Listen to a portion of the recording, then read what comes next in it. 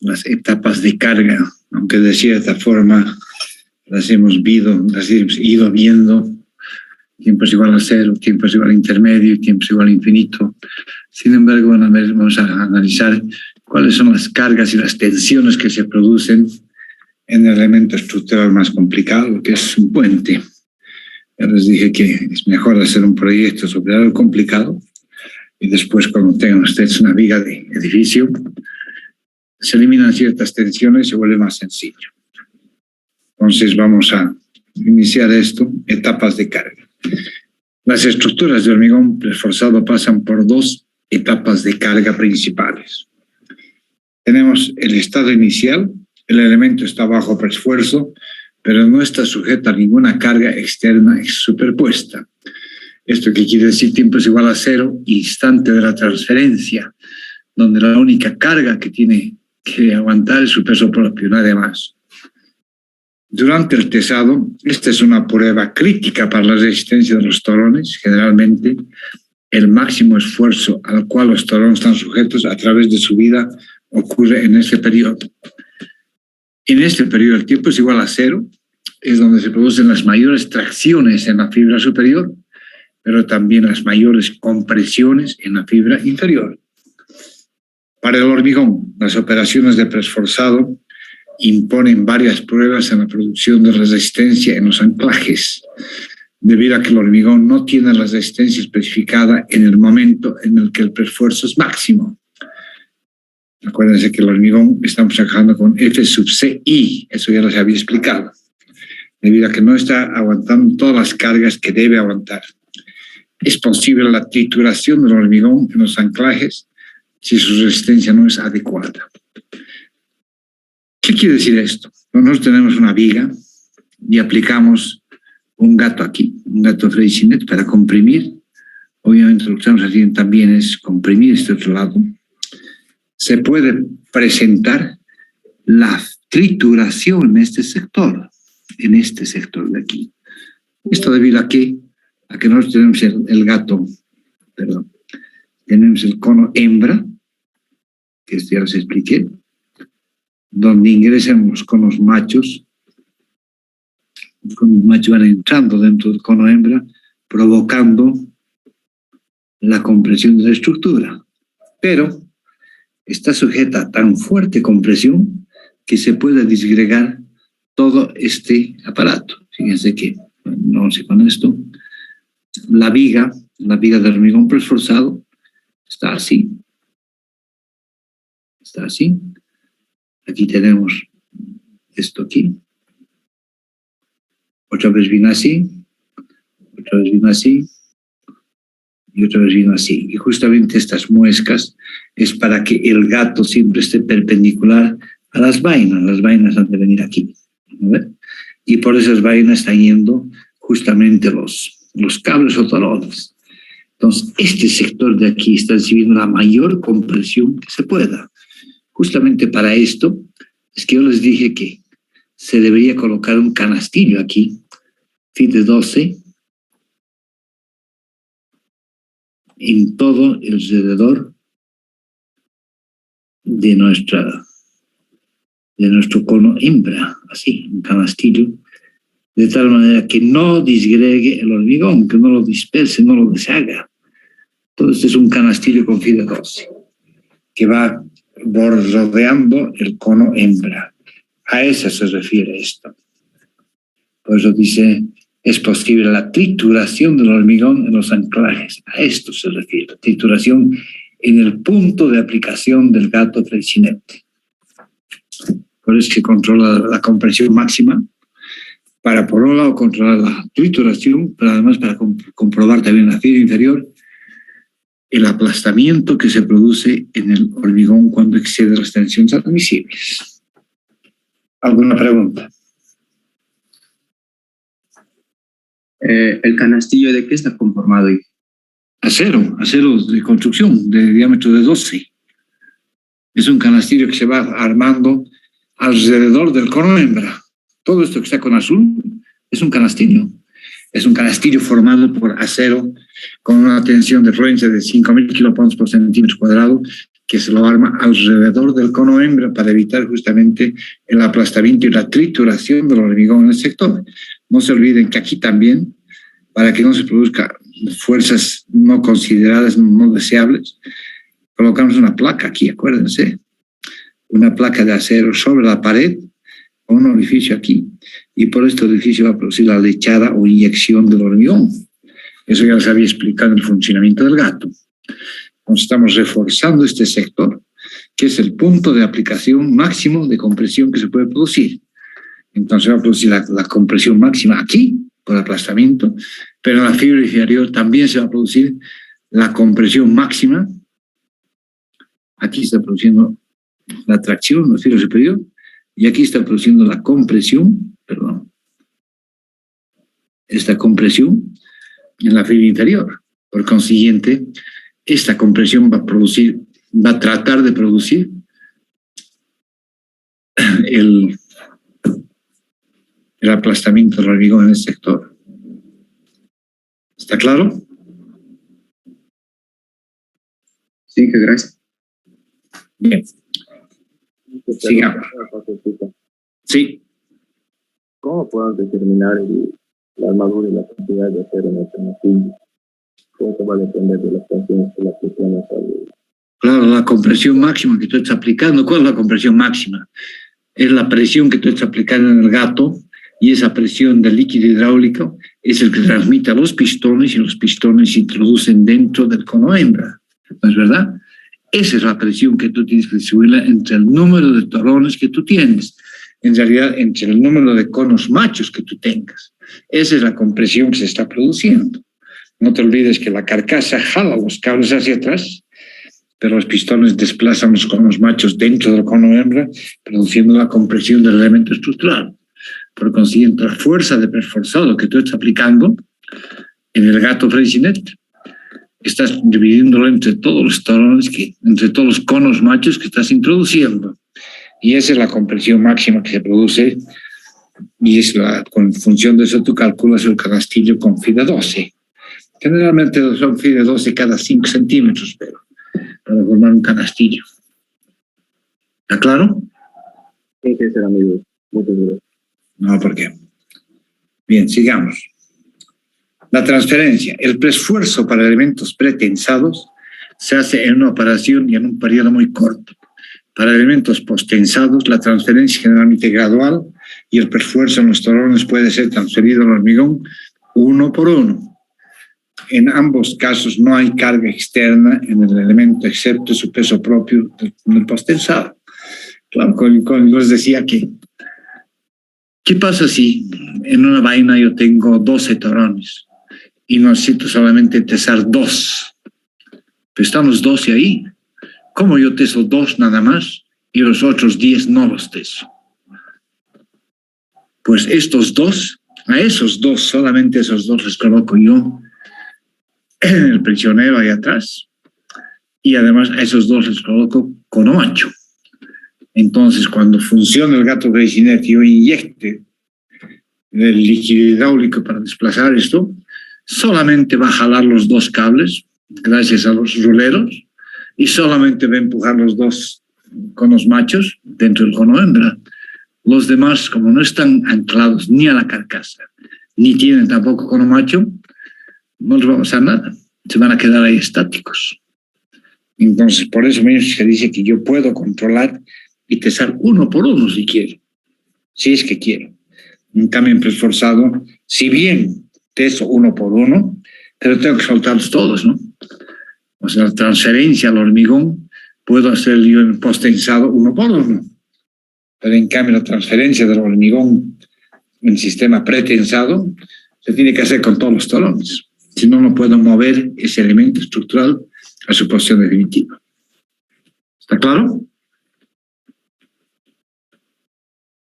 Bien, dentro de la transferencia existe la primera etapa. Es la etapa inicial o de transición. La simbología de esta etapa es la vocal I, que significa instantes antes de la transferencia. Esto ya les había explicado. Y corresponde al tiempo es igual a 0. Tiempo es igual a 0 cuando estoy empezando a tesar los torones, el instante de la transferencia, y estoy transmitiendo las de acción de los cables hacia el hormigón esforzado.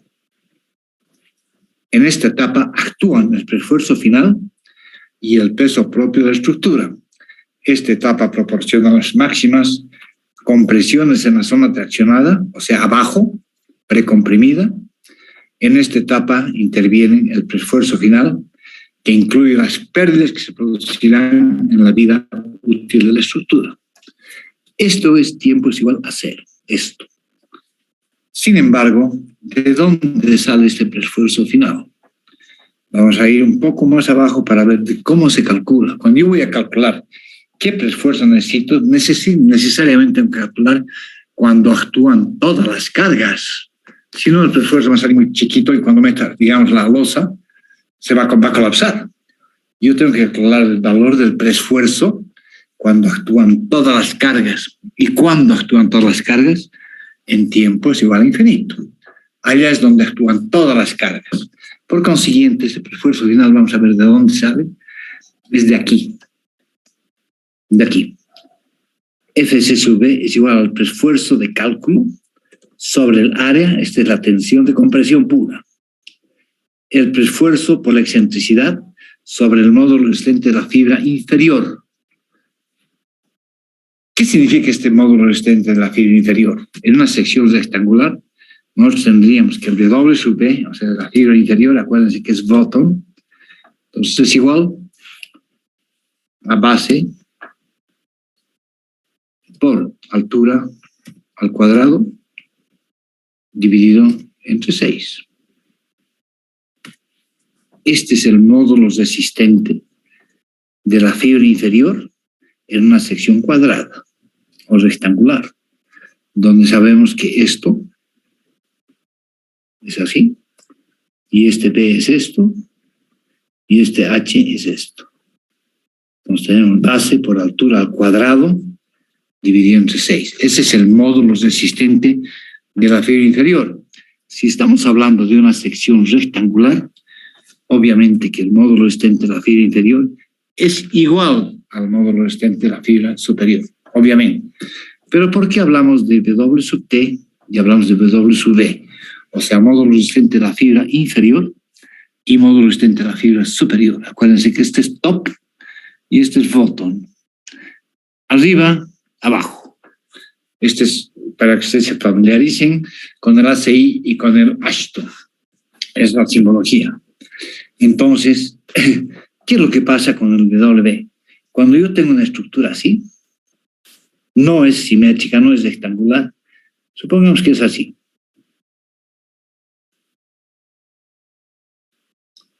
Esa es mi sección de la viga. Entonces, obviamente, el módulo resistente de la fibra inferior no es igual al módulo resistente de la fibra superior. Y eso es lo que pasa justamente con las vigas BPR. No es simétrica respecto al eje neutro. Patín superior es más angosto, menos volumen, y el patín inferior es más ancho y mayor cantidad de volumen, cosa que se invierte cuando estamos hablando de vigas BUT.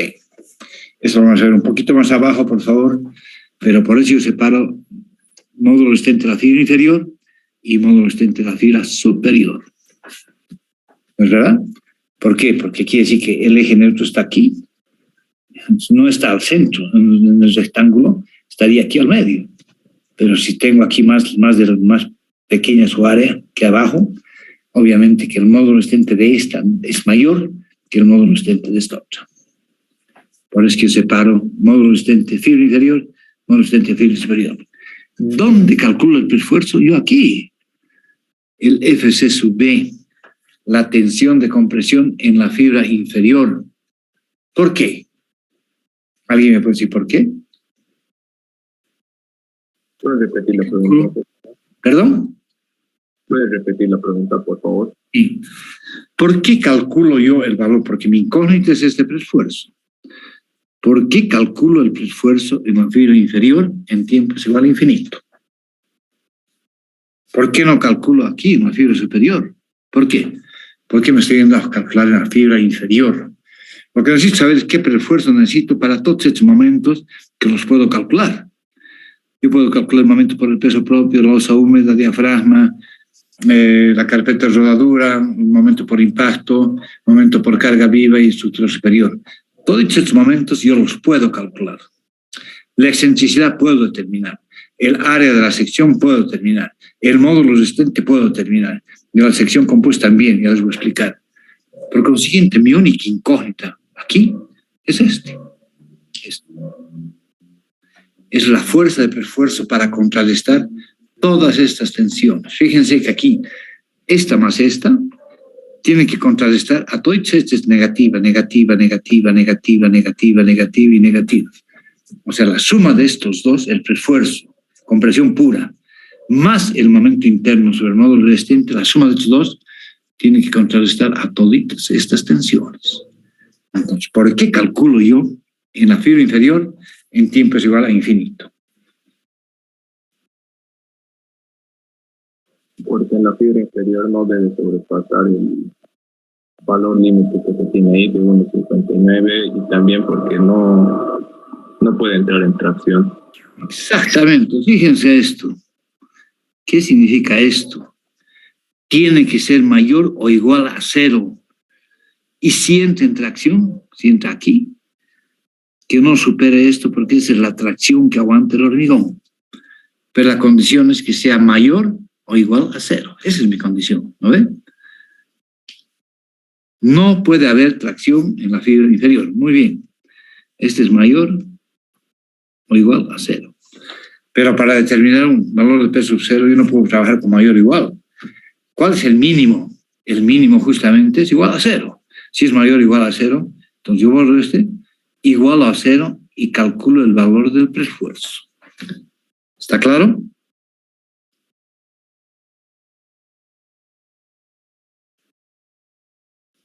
Una vez que aquí están todos los momentos, momento de la losa húmeda, diafragma, debido a la carga viva, el M sub B es momento con carga viva que aquí también está con B. Momento debido a la capa de rodador es 1 pulgada, es este. Momento debido a la estructura superior, la última.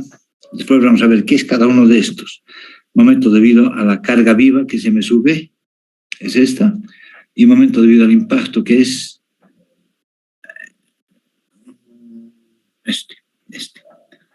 Entonces, todos estos momentos divididos entre el módulo resistente me producen una tensión. Todos. Entonces, la suma de estas dos tensiones tiene que contrarrestar a todas estas. Si no contrarresta no es mayor, va a colapsar mi estructura. Necesariamente va a colapsar. ¿No es verdad? Por eso es que yo calculo el preesfuerzo en tiempo es igual a infinito. Fíjense aquí. Aquí dice tiempo es igual a infinito. En el tiempo es igual a infinito. Yo calculo mi preesfuerzo en la fibra inferior. ¿Por qué no puede ser menor a 0?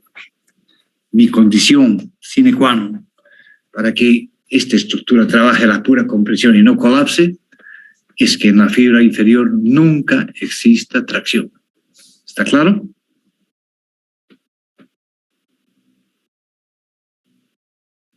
¿Sí? Sí. Bien. Este es preesfuerzo inicial o de cálculo. Pero lo que yo voy a aplicar en el rato de tesar es un preesfuerzo final. Entonces, este preesfuerzo final, vamos a hacer aquí, que más abajo también está, pero mejor se vayan acostumbrando, este preesfuerzo final es igual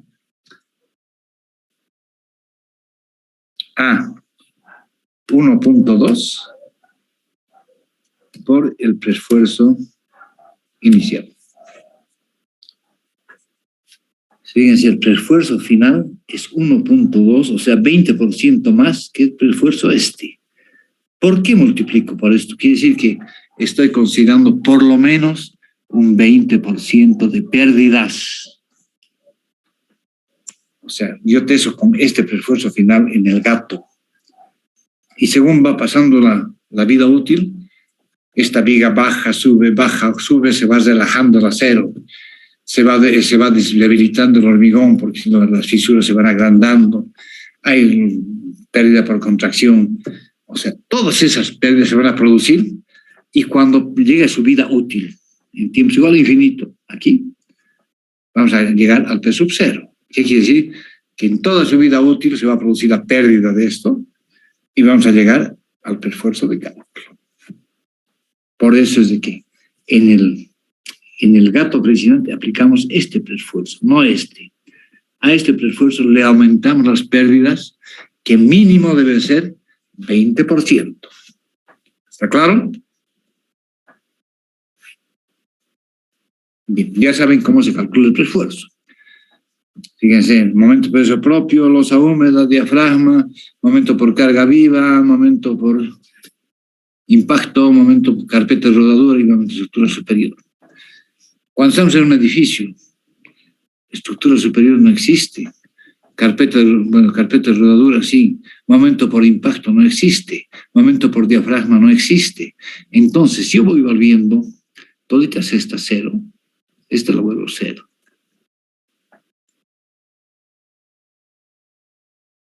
Esta la vuelvo cero porque no hay estructura superior. Y el impacto lo vuelvo cero. ¿En qué me queda? Solamente 1, 2, 3 y 4. 4 tensiones nada más.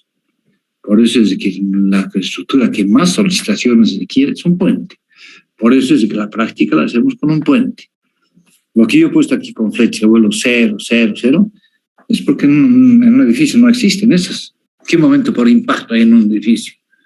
Si este es impacto debido al vehículo, pero no es un golpe, es una carga dinámica representando como un porcentaje del tamaño del motor. Cuando el motor es más grande, la vibración que produce es mayor y esa vibración trata de disgregar el hormigón. Ustedes vayan a pararse al puente de Calacal, al de Quillacollo, donde quieran, y párense en el puente. Y cuando pasa una peta no sienten siquiera. Pero cuando pasa un micro, ustedes van a sentir que el puente tiembla. Ese es el momento por impacto, que máximo es el 30% del momento por carga viva. En edificios no tenemos esto. Tampoco tenemos la estructura superior, no lo tenemos. Tampoco tenemos el diafragma, no lo tenemos. ¿Alguna pregunta? Una consulta en que Sí. el 20% de pérdidas que tenemos, ¿se encuentra en algún texto o es experiencia que usted tiene? No. Les voy a enseñar a calcular esto. Lo que pasa es que yo podría decirles, muy buena tu pregunta, te agradezco. Yo podría decirles, ¿para qué estamos adivinando que es el 20%? Empezaremos a calcular las pérdidas.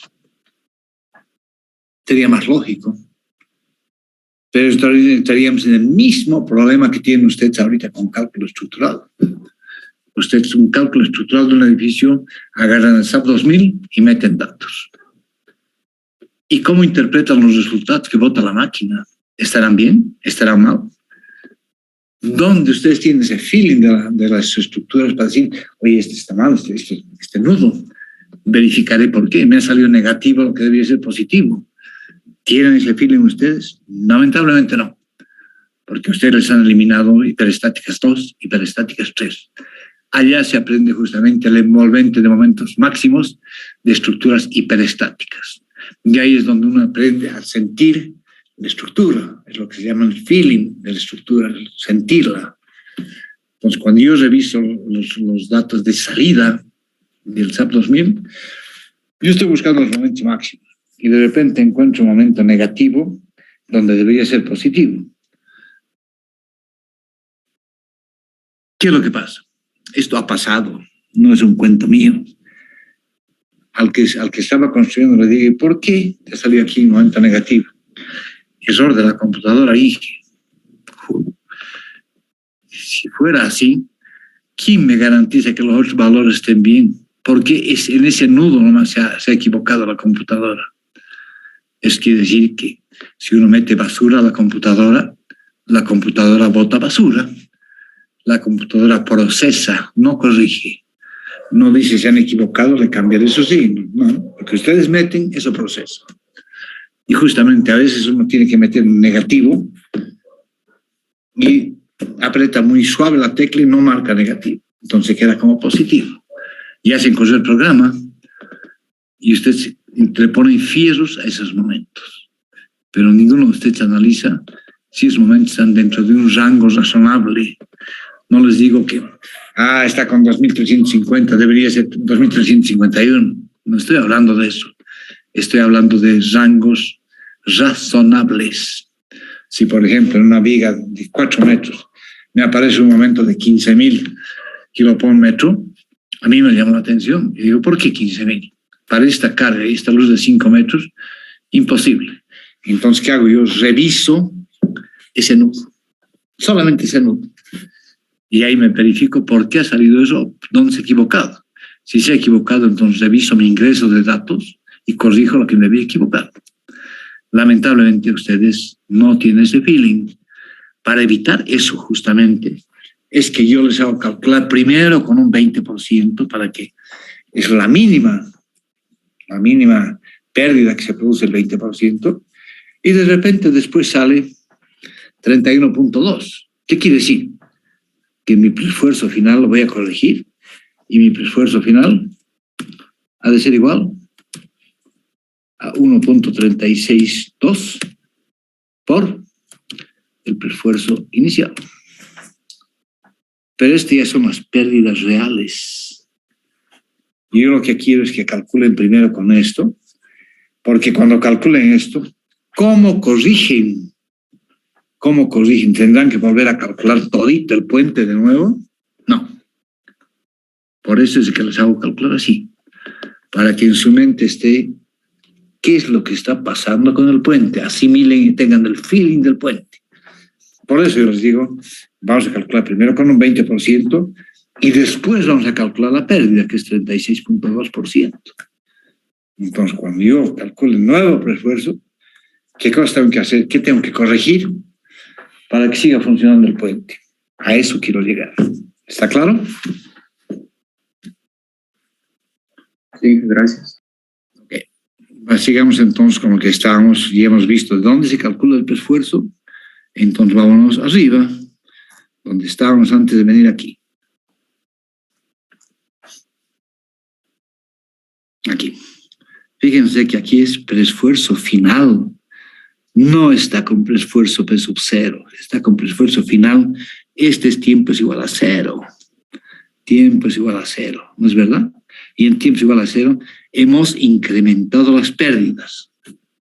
Y decimos que la tensión de tracción en la fibra superior es ese preesfuerzo final sobre el área, menos el preesfuerzo final por la excentricidad, que es el momento interno, sobre el módulo resistente de la fibra superior. Y como en este momento solamente lo que contrarresta es el peso propio, entonces dividimos el momento por peso propio sobre el módulo resistente de la fibra superior.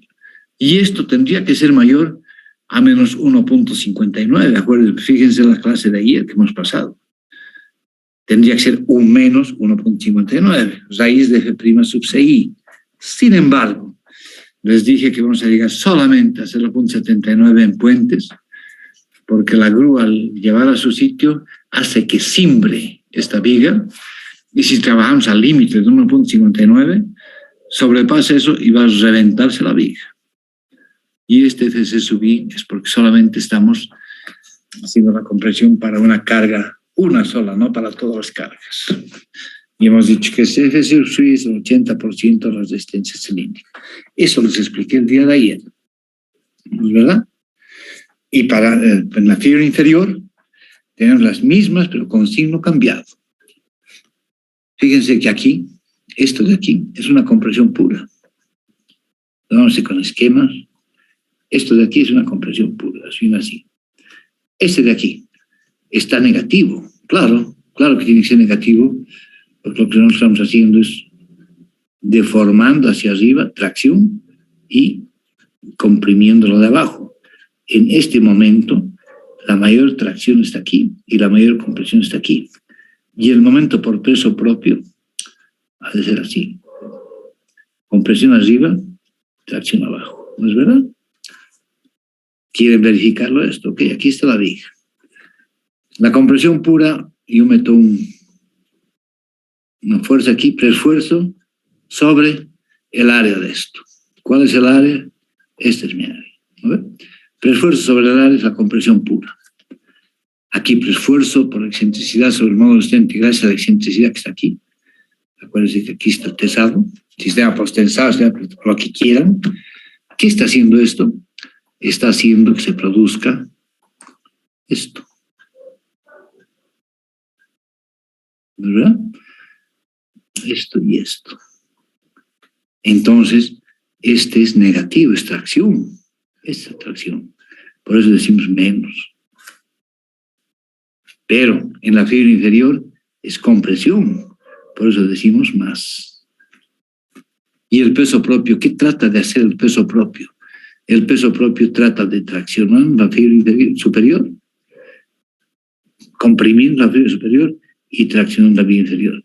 Por consiguiente, este es positivo y este es negativo. Positivo y negativo. De ahí hacia aquí. Si arriba es tracción, abajo es compresión. Si arriba es tracción, abajo es compresión. Y solamente este es compresión pura, absoluta. Y esto lo hemos visto también. Es menor o igual a 0.55 de la FSI del sistema posttensado y 0.66 del sistema pretensado. ¿Alguna pregunta?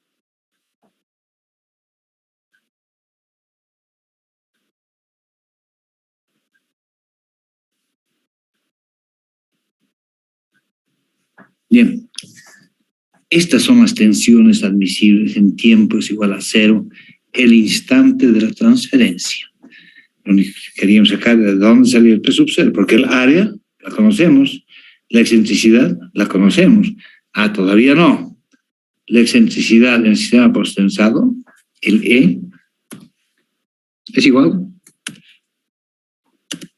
a Y sub B menos 0.1 H. Esto es. Esta es la excentricidad ideal, si quieren, en posttensado. ¿Qué quiere decir? Vamos a dibujarlo. Tenemos esta viga así. Tenemos su eje neutro.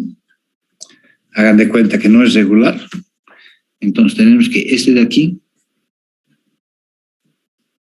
este es D. Este de aquí es Y sub B.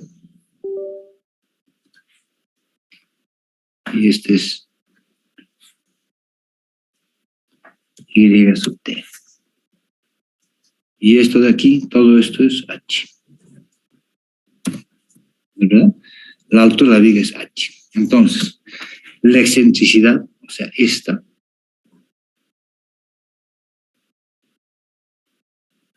excentricidad, esta es nuestra excentricidad.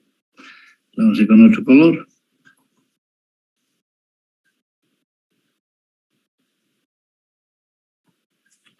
Esta excentricidad es igual a Y sub B menos la décima parte de la altura. Quiere decir que estamos aquí, en este punto. Esta es la excentricidad máxima. Entonces, en sistema posttensado, o en sistema pretensado, como quieran ustedes, no sé. Nos quiere decir que este es el eje neutro, y nos están diciendo que esta es la excentricidad, esta, hasta ahí. Y esa excentricidad es Y sub B, el de abajo, menos la décima parte de la altura. ¿Por qué es esto? Porque, ¿qué pasa si este esfuerzo es demasiado grande? Entonces no vamos a necesitar, obviamente, mucho más que 12 torones. Y ustedes saben que en una vaina solamente se pueden introducir 12 torones. Entonces, ¿qué quiere decir? ¿Qué voy a tener aquí? Una vaina, otra vaina, digamos que tengo 3 vainas, ¿no ven? Entonces mi excentricidad está aquí, pero mi excentricidad ya la hacer este brazo por el número de fibras que hay aquí, por la número de fibras que hay aquí, más este brazo por la número de fibras que hay aquí, y más este brazo por la número de fibras que hay aquí. Es lo que se llama momentos estáticos de las armaduras. Por eso es que mi excentricidad es más grande, porque me permite no solamente colocar uno, sino sacar 3 y garantizar que esta altura de aquí, el recubrimiento sea por lo menos 3 centímetros. Eso es lo que dice la norma. Esto es en el center line, es aquí. No en el apoyo. Estamos hablando aquí, en el center line. Esto. Donde están todas las vainas, una encima de otra. En el apoyo hemos dicho que vamos a separar una vaina, otra vaina, 30 centímetros para facilitar la maniobrabilidad del gato. En cambio, en el center line aquí, ha de estar una encima de otro. Entonces, a veces, estas tres están aquí arriba. Entonces, estamos perdiendo plata porque nosotros siempre partimos de esto, que el momento interno, que es el esfuerzo por la excentricidad, vamos a poner el momento interno, que es igual al esfuerzo por la excentricidad, es igual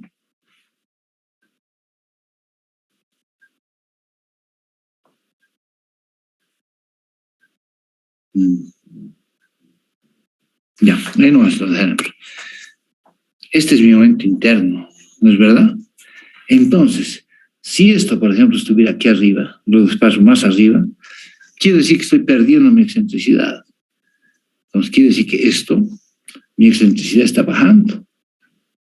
Por consiguiente, mi preesfuerzo está subiendo para un mismo momento interno. Y si está subiendo mi preesfuerzo, quiere decir que estoy metiendo mayor cantidad de torones innecesariamente. Yo tengo que optimizar la máxima excentricidad.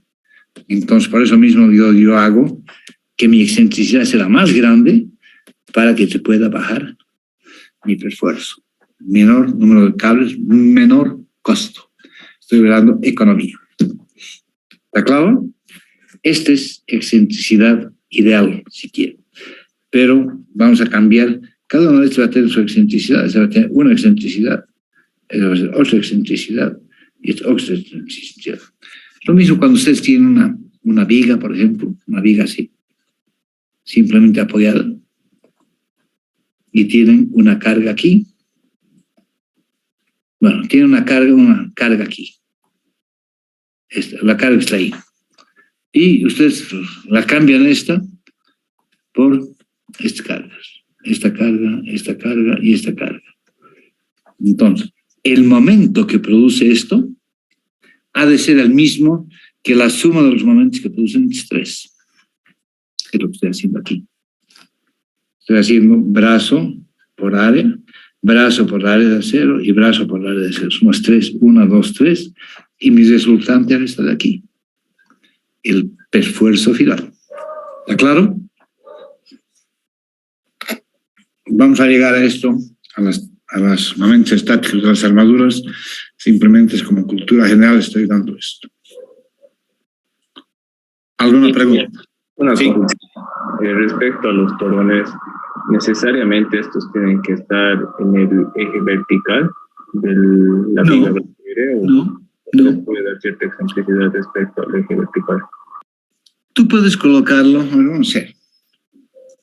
Esa es muy buena pregunta, porque a veces tenemos tanta cantidad de torones, dependiendo de las cargas, obviamente, que, digamos, yo tengo aquí mi viga. Entonces, lo que le estoy diciendo yo que podemos hacer aquí una, aquí otra y aquí otra. Estamos en el apoyo, ¿no? Estamos separando 30, 30, 30. Pero, digamos que necesito más. Podemos colocar aquí 4 y 5.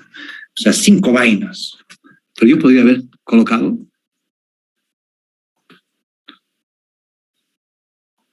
aquí no sé, con otro color, la misma viga. Yo podría haber colocado 1, 2 y 3 y 4 y 5. Puedo. Pero aquí voy a tener una catenaria longitudinal y aquí voy a tener una catenaria lateral. Por consiguiente, cuando yo tese esto a lo largo, tengo que controlar que si teso este lado nomás se va a producir torsión en ese sentido. Va a reventar mi pieza. Si teso este y este, se va a producir torsión a la derecha. Entonces yo lo que tengo que hacer es tesar después estos dos juntos y después estos dos. Entonces, al tesar esto, siempre los resultantes de los cables tesados tienen que estar dentro del núcleo central. Pero yo puedo colocar así. ¿Quién me exige que yo tenga así? Puedo colocar yo así, cuidando nada más que no se me produzca torsión en el dato de tesado. ¿Está claro? Sí, ingeniero, gracias. ¿Alguna pregunta más? Bien, sigamos entonces aquí. Estado final, que es el tiempo es igual a infinito. Como para otros tipos de estructuras, se debe considerar varias combinaciones de cargas vivas en diferentes partes de la estructura, con cargas laterales tales como fuerza de viento y sismo, y cargas por esfuerzos tales como aquellos que producen asentamientos de apoyo y efectos de temperatura. Esto ya es, cuando estamos haciendo un proyecto a diseño final, hay que considerar la fuerza de tesado, que se aplica, la fuerza de frenado, que se aplica una fuerza longitudinal, en el sentido longitudinal del puente, pero a una altura de 1.80. Pero además tenemos que considerar el efecto de viento en el caso de que sea perpendicular a nuestro puente.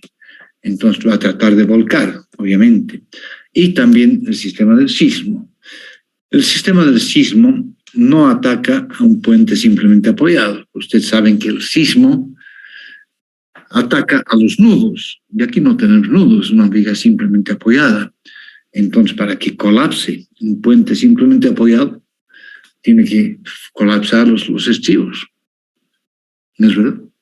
Si no colapsan los estribos, no tiene por qué colapsar el puente, porque el sismo ataca al nudo.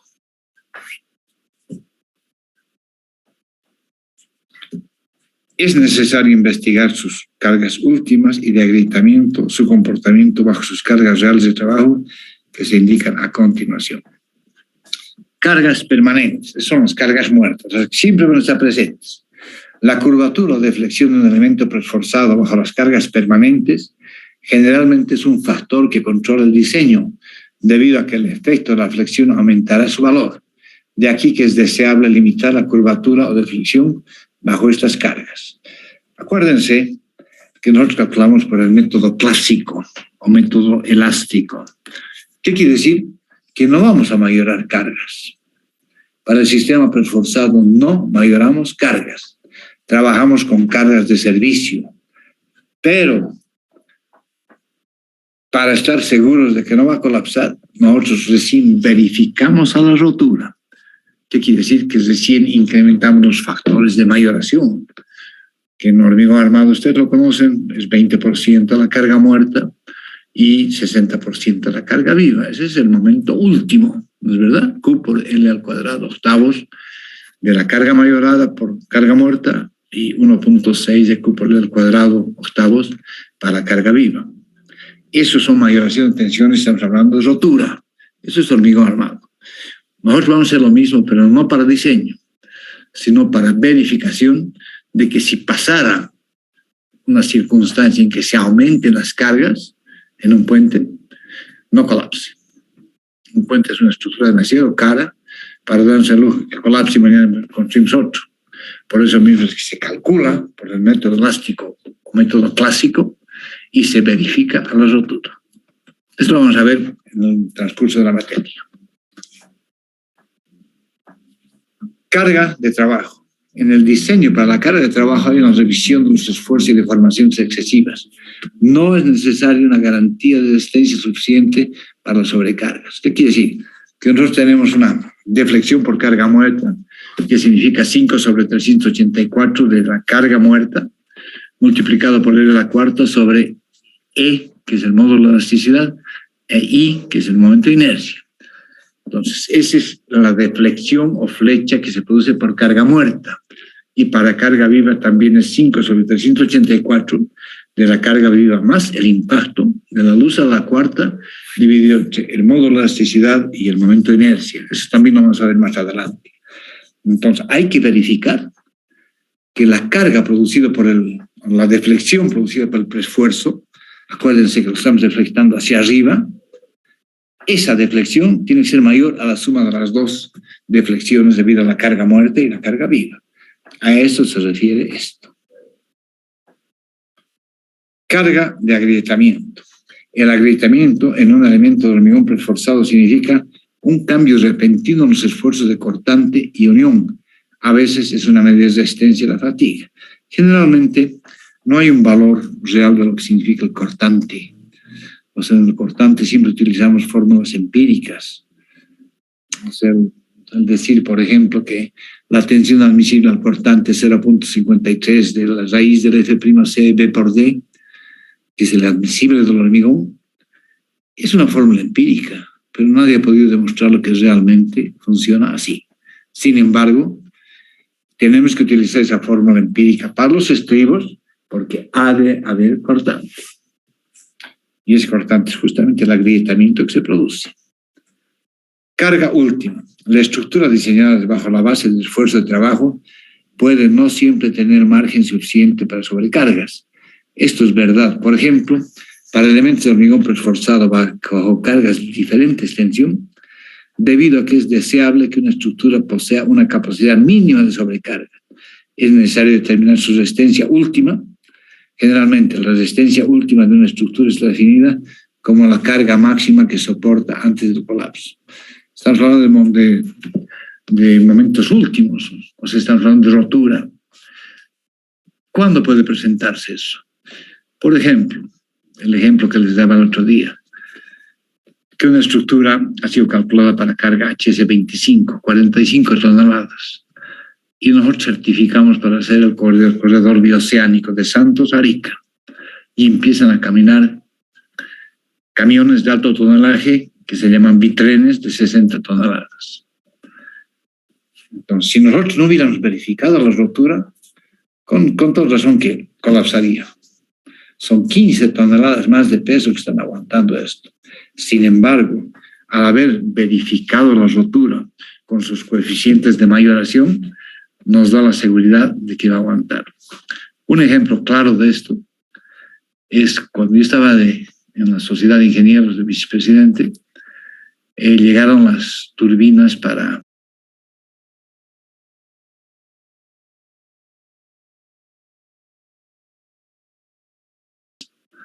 y cada una de estas pesaba 70 toneladas. Y tenían que pasar el puente Llavini. El puente Llavini está en el kilómetro 80 hacia Oruro, de Cochabamba a Oruro, y tenían que pasar por allá las turbinas, pero eran 70 toneladas, y ese puente de dovelas sucesivas había sido calculado solamente para 45 toneladas. Entonces hicieron la consulta a la CIP para ver si pasaba o no pasaba. Obviamente de entrada nosotros dijimos, ¿cómo pues? Un camión de 60 toneladas, de 70 toneladas, quiere que pase para una carga de 45 toneladas, imposible. Este es el camión. Aquí lo voy a borrar porque es demasiado, no hay proporción. Pero este es el camión tipo que estaba trayendo las turbinas para Ende. Así. Entonces, este camión tiene una llanta delantera, una llanta trasera y tiene una llanta trasera aquí. Este es un tráiler típico. Y aquí están encima, estaban 70 toneladas. Aquí. 70 toneladas. Entonces, lo primero que uno dice es, no pasa, ¿no? No pasa esto, porque aquí está su trompa del vehículo. Ya, estamos jalando ya. Entonces no pasa. Y si no pasa, entonces, ¿qué hacemos? La primera idea era que desarmen las turbinas y que pasen por piezas. Pero eso significaba cualquier cantidad de gasto. Entonces lo que hicimos en la CIB es verificar la rotura, o sea, incrementando 1.3 a la carga muerta y 2.41 a la carga viva, que significa 1.3 por 1.67. Esos son factores de mayoración para el AASHTO,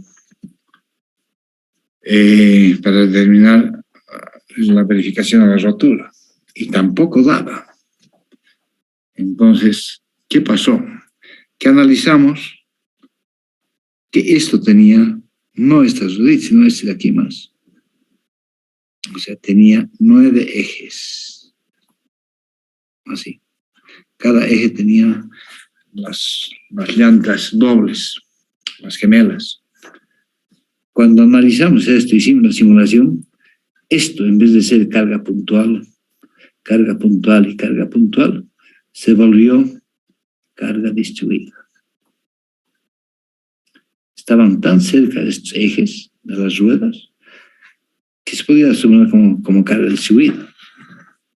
Hicimos el cálculo con esto, que pasen, y ahí están en Valle Hermoso, están las 4 turbinas, y el puente también Yavini está ahí, pero para eso justamente se hace la verificación a cargas mayores a las de servicio normales, y eso se llama verificación a la rotura.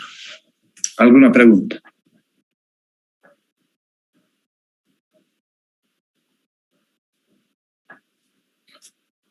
La segunda condición que nosotros tenemos, la primera que hemos visto de aquí, etapa corresponde a la etapa final o de servicio, o sea, tiempo es igual a infinito, donde además de las cargas estipuladas anteriormente, intervienen las cargas debido al peso propio de la losa, carpeta de rodadura, diafragma, estructura superior, que es lo que les he mostrado todos estos momentos que nos producen eso. La fuerza preesforzada está reducida por ciertas pérdidas diferidas, producidas por los fenómenos de retracción, fluencia del hormigón, relajación, por los que hemos aumentado un 20% inicialmente. Y hemos calculado el preesfuerzo en tiempos igual a cero, tiempos igual a infinito en la fibra inferior, para garantizar que no haya tracción en la fibra inferior. ¿No es verdad? Además de estas 2 etapas principales, se puede presentar una tercera. ¿Cuál es? Ahí lo hemos visto, es tiempo es igual a intermedio. Es justamente, nosotros hemos hablado de tensiones diferidas, que en el tiempo es igual a cero. En post-tensado, no podemos tensar todos los cables, no podemos. Porque si tensamos, o falla la tracción en la fibra superior, o falla la compresión en la fibra inferior. Por consiguiente, no podemos tensar todos. Pero en posttensado, como estamos tensando contra el mismo hormigón endurecido, nosotros decidimos cuántos torones no más vamos a tensar para que no superen los admisibles. Esa es la tercera etapa. Y ahí hemos visto que lo primero que vamos a hacer es que el preesfuerzo calculado, este es llamado, este tiene que ser el P sub n. ¿Qué quiere decir? Este P sub n significa, este P sub n significa que este P sub n lo hemos colocado aquí. Acuérdense, es P sub n. Cuando hemos entrado a tensiones diferidas, en tiempo es igual a cero, no colocamos así P sub 0, sino calculamos un P sub n. En vez de eso, calculamos un P sub n. ¿Qué es un P sub n? Obviamente que va a ser menor que el esfuerzo final, porque si fallaba en la fibra superior, con un P sub n, que hemos calculado igualando a este valor, ha de ser menor. Entonces, este P sub n no nos va a dar total de los cables. Ese P sub n nos va a dar, en vez de 30 cables, nos va a decir solamente pueden tensar 21. Entonces, estamos calculando con un P sub n. Pero como estamos tensando con P sub n, en tiempo es igual a intermedio, cuando las vigas están en su posición definitiva, estamos aumentándole la losa y el diafragma. Ya les dije que estas 2 cargas siempre van juntas, no se puede separar. Entonces, con este esfuerzo P sub n, yo estoy vaciando, aparte del peso propio, estoy aumentando la losa húmeda y el diafragma. Por consiguiente, yo tengo que aún ver si este P sub n va a aguantar vaciar la losa húmeda y el diafragma más. Eso vamos a ver aquí.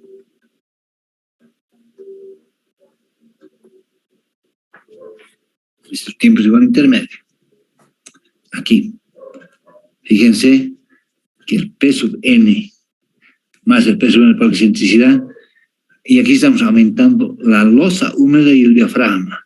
Necesariamente tiene que ser mayor a 0. ¿Qué pasa si es menor a 0? Ese P sub n no sirve. No podemos testar el esfuerzo final porque fallaba o la fibra superior o la fibra inferior. Hemos calculado un esfuerzo menor, pero ese esfuerzo menor no nos sirve para vaciar la bolsa húmeda del diafragma, se produce tracción, la que vaciar la bolsa húmeda. ¿Qué quiere decir? Que en este caso, que esa viga no me sirve. Tengo que buscar otra solución para que nunca haya tracción inferior. Ahora, si verifica esto, entonces yo recién aplico no es PSUF, es PSUN, ya les dije, ¿no es verdad? Este es así, PSUN. Si verifica que es mayor que 0, está en PSUN, entonces yo verifico ahora, pensando todos los torones, ha de ser mayor a la tracción de menos 1.59 raíz de P', que eso es 30 kilopoulos por centímetro cuadrado en tracción. ¿Está claro? Esta es la verificación que se hace en tiempo es igual a 0 cuando no cumplen estos dos. ¿Está claro? Estas tensiones diferidas, ojo, las vamos a ver con calma. Lo que me interesa es que vayan asumiendo ya conciencia de que si no cumplen no es que fuera del puente, otro puente calcularemos, no. Hay formas de hacer correcciones sin necesidad de conseguir una viga mucho más alta. Lo primero que yo haría, si no cumple, si es menor que 0, yo diría, no, hay que aumentar la altura de la viga. No. Yo voy a hacer algún artificio para que siempre sea mayor que 0 y no haya tracción en tiempo es igual a intermedio. Digamos que en tiempo es igual a 0, aquí. Me han salido, no, aquí, perdón. Hagamos que aquí me han salido 30 tolones. Porque si yo hago esto, ¿cómo yo calculo los tolones? Este es el P sub 0, entonces lo que yo voy a hacer es mi área de acero, o sea, mi área de acero, el AS, ha de ser igual al preesfuerzo inicial dividido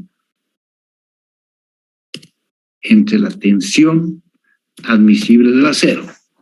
Esto ya lo hemos visto.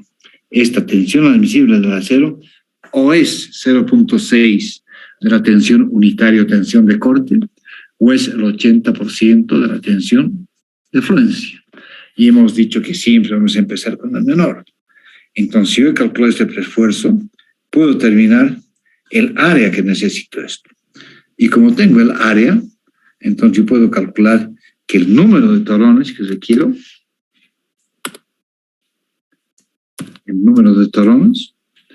es igual a esa área dividido entre el área unitaria de cada torón. Entonces voy a sacar el número. ¿Y cuánto es el área unitaria de cada torón? Si estamos trabajando con torones de media, este valor vale 0.987 centímetros cuadrados.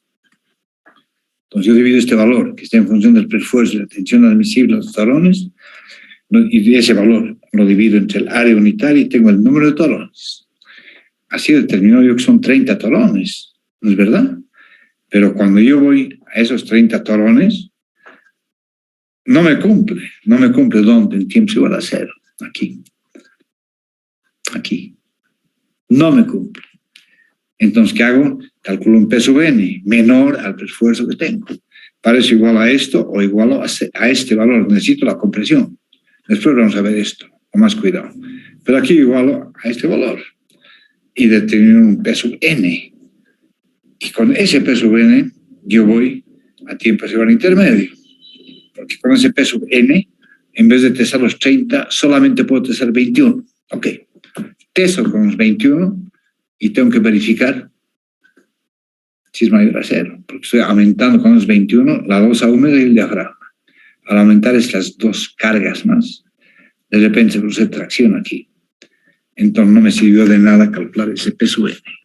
Pero todo esto lo vamos a ver cuando llevemos tensiones diferidas. ¿Alguna pregunta?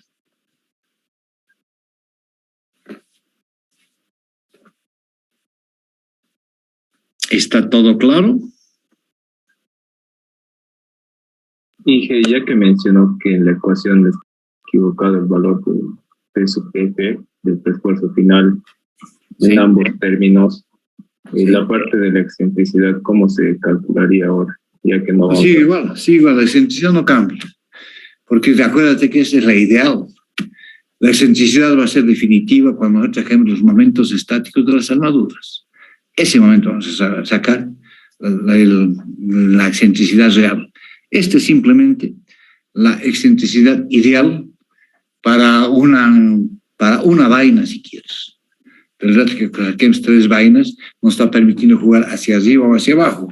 Porque si nosotros traigamos la excentricidad ideal lo más cerca a la fibra inferior, metemos 3 vainas y una de ellas va a quedar fuera de la viga.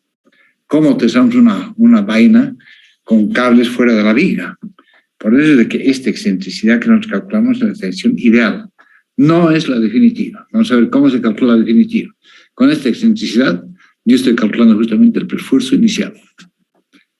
Entonces, para completarlos, este taller de aquí también es peso N. Peso N y peso N.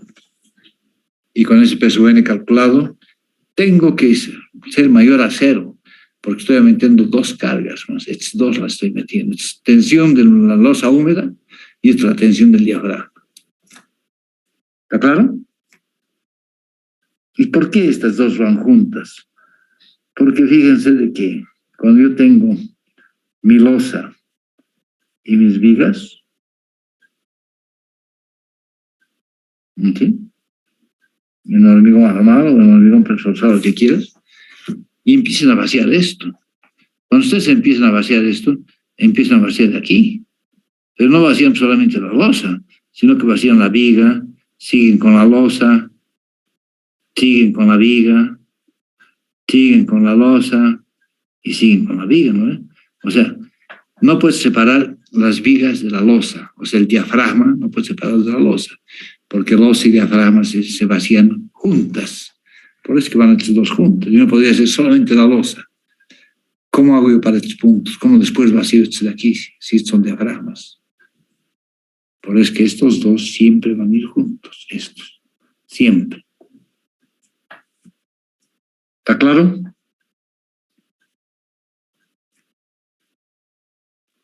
Ahí no tendríamos que incluir la parte de las aceras, perdón.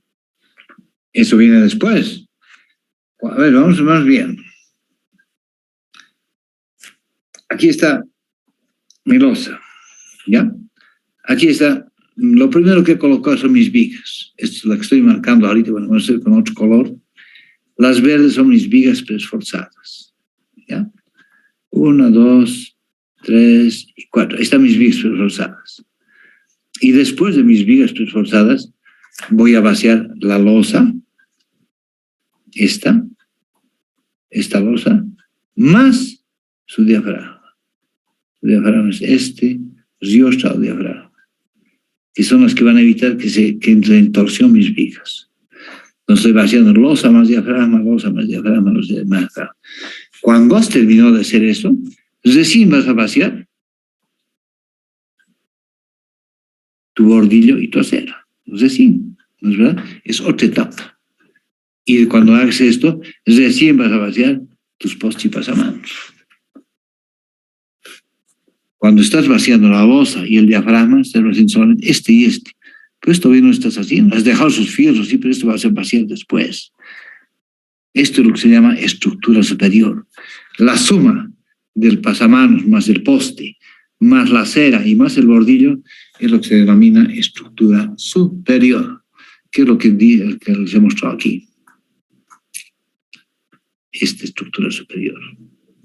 A eso se refiere. Esta estructura superior es el momento que produce el bordillo, la cera, postes y pasamanos. Pero eso es posterior. En tiempos igual intermedio, solamente estoy vaciando mi losa y mis diafragmas, nada más. ¿Está claro? Por eso se llama tensiones diferidas. Según voy aumentando cargas, voy aumentando tensiones también. Voy tesando más y más y más. Por eso es que no he tesado todo al mismo tiempo, al principio, porque iba a reventar mi viga, o por tracción o por compresión. ¿Está claro? Sí, es porque había leído el párrafo que está ahí en el estado intermedio y lo interpreta de manera errónea. Ah, ya. Tiempos igual intermedios vaciamos losa y diafragma. Este diafragma va entre viga y viga, que es lo que si vemos en planta, por ejemplo, si vemos una planta, en planta eso, aquí está el puente en planta, y nuestros diafragmas van a estar uno aquí está un diafragma, aquí está otro diafragma, aquí está otro diafragma. ¿Qué pasó? Aquí está otro diafragma y aquí está otro diafragma. ¿Qué es lo que está haciendo estos diafragmas? Justamente está registrando unas vigas que vienen aquí. Aquí viene una viga, aquí viene otra viga, aquí viene otra viga y aquí viene otra viga, que son las 4 vigas que coloco aquí. 1, 2, 3 y 4. Es a lo largo, entonces el diafragma va perpendicular a las vigas, ajustándola. Entonces, estos diafragmas van a evitar que un viento que venga de aquí me produzca torsión en las vigas. Porque de aquí a aquí puede producir torsión, pero en una distancia de 10 metros máximo, entre este diafragma y este diafragma, máximo 10 metros, no me produce torsión en esto. Esto me está rigidizando. Por eso se llama diafragma osseostra. ¿Está claro? Esto es viéndolo en planta, de arriba. Esto es viéndolo en corte transversal, o sea, de aquí, un corte aquí. ¿Está claro? ¿Alguna pregunta más? Sí. Estaba claro. Ok. ¿Alguien tiene alguna pregunta más? Bien, si no hay más preguntas...